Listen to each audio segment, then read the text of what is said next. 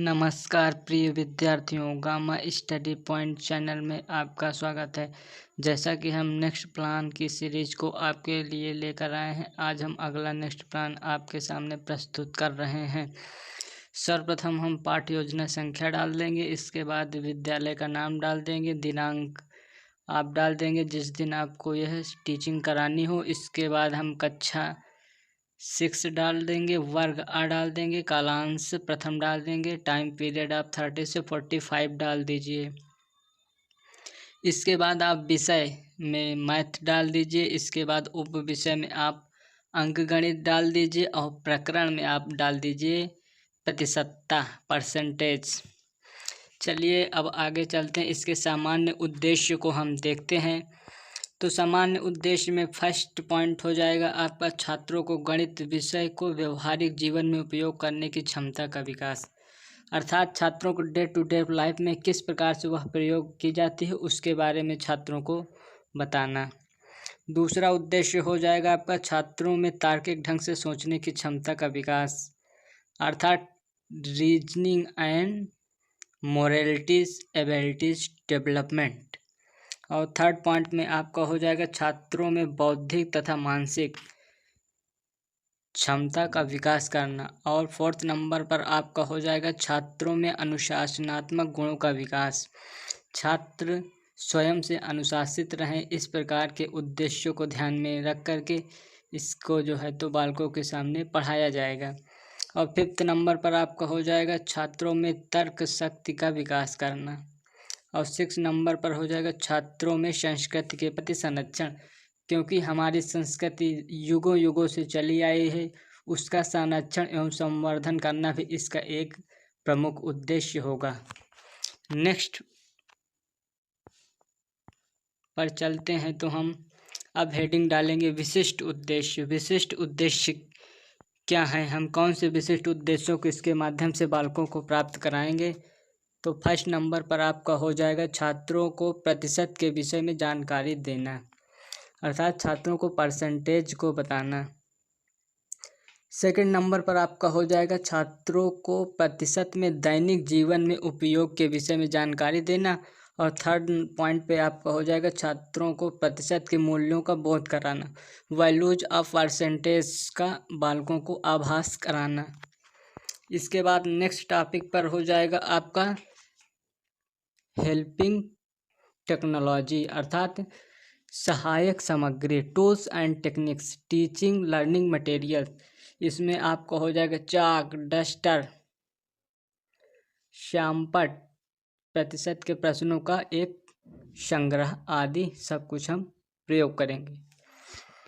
और प्रस्तावना की बात करें तो प्रस्तावना में आपका हो जाएगा एक तरफ हो जाएगा आपका छात्र अध्यापक कथन और दूसरे कॉलम में आपका हो जाएगा छात्र अथवा छात्रा कथन। नेक्स्ट हेडिंग पर चले तो हम बताएंगे कि उद्देश्य कथन। अगली हेडिंग में हम बताएंगे कि बालकों को आज हम लोग प्रतिशत का विस्तृत रूप से एवं गहन अध्ययन करेंगे। इसके बाद हम नेक्स्ट हेडिंग डालेंगे प्रस्तुतिकरण, प्रेजेंटेशन। बालकों को किस प्रकार से उनके सामने प्रस्तुत करना है जिससे कि वे सारी वस्तुओं को आत्मसात करने में आसानी हो। इसके लिए हमें 3 कॉलम बनाने होंगे। एक कॉलम में डालेंगे शिक्षण बिंदु और दूसरे कॉलम में छात्र अध्यापक कथन और तीसरे कॉलम में डालेंगे छात्र अथवा छात्रा कथन।